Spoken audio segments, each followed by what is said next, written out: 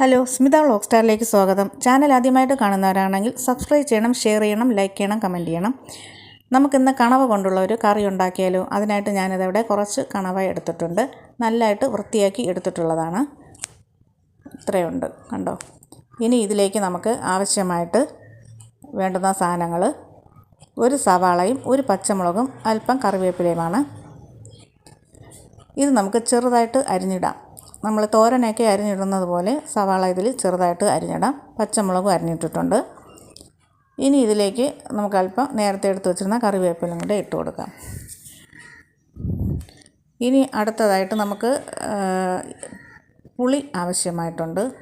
അതിനായിട്ട് ഒരു ചെറിയ നെല്ലിക്കയുടെ വലിപ്പത്തിലുള്ള ഒരു പുളി വെള്ളത്തിൽ നന്നായിട്ട് പിഴിഞ്ഞ് അതിൻ്റെ വെള്ളമാണിത്.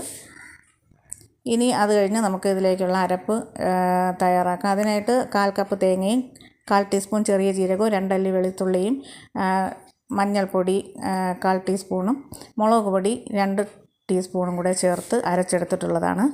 നമ്മൾ അവിയലിനൊക്കെ അരച്ചെടുക്കുന്നത് പോലെ. ഇനി ഇതിലേക്ക് ആവശ്യമായിട്ടുള്ള ഉപ്പും കൂടെ ഒഴിച്ചു കൊടുക്കാം. എന്നിട്ട് നന്നായിട്ട് മിക്സ് ചെയ്തെടുക്കണം. കൂടുതൽ വെള്ളം വേണ്ട, നമുക്ക് കറിക്ക് ആവശ്യമായിട്ടുള്ള വെള്ളം മതി. ഇനി ഇത് അങ്ങനെ നന്നായിട്ട് മിക്സ് ചെയ്തെടുത്തിട്ടുണ്ട്. ഇനി നമുക്ക് സ്റ്റൗ കത്തിച്ച് അടുപ്പിലേക്ക് വയ്ക്കാം. ഹൈ ഫ്ലെയിമിൽ തന്നെയാണ് വച്ച് കൊടുക്കേണ്ടത്. നന്നായിട്ട് തിളച്ച് വരണം. അങ്ങനെ തിളച്ച് വന്നിട്ടുണ്ട്.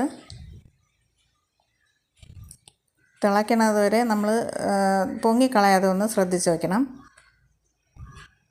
ഇനി ചെറുതായിട്ടൊന്ന് മിക്സ് ചെയ്ത് കൊടുക്കണം. എന്നിട്ട് നന്നായിട്ട് തിളച്ച് വന്നിട്ടുണ്ട്.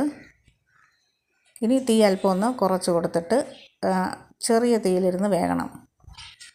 അങ്ങനെ വെന്ത് കുറുകി കിട്ടിയിട്ടുണ്ട്, കണ്ടോ. വെള്ളമൊക്കെ വറ്റി കറക്റ്റ് പരുവത്തിന് കിട്ടിയിട്ടുണ്ട്. അങ്ങനെ അടിപൊളിയായിട്ടുള്ള കണവ കറിയുടെ റെഡി ആയിട്ടുണ്ട്. എല്ലാവരും ട്രൈ ചെയ്ത് നോക്കണേ. ചോറിൻ്റെ കൂടെ കഴിക്കാനായിട്ട് ഇത് സൂപ്പർ ടേസ്റ്റിയാണ്. കണ്ടുകൊണ്ടിരിക്കുന്ന എല്ലാവരും ചാനലൊന്ന് സബ്സ്ക്രൈബ് ചെയ്തേക്കണേ. എല്ലാവരും ട്രൈ ചെയ്ത് നോക്കണം. ചോറിൻ്റെ കൂടെ നമുക്ക് പിന്നെ വേറെ കറിയും കൂട്ടാനും ഒന്നും വേണ്ട, ഇത് മാത്രം മതി. അടിപൊളിയാണ്. Thank you for watching.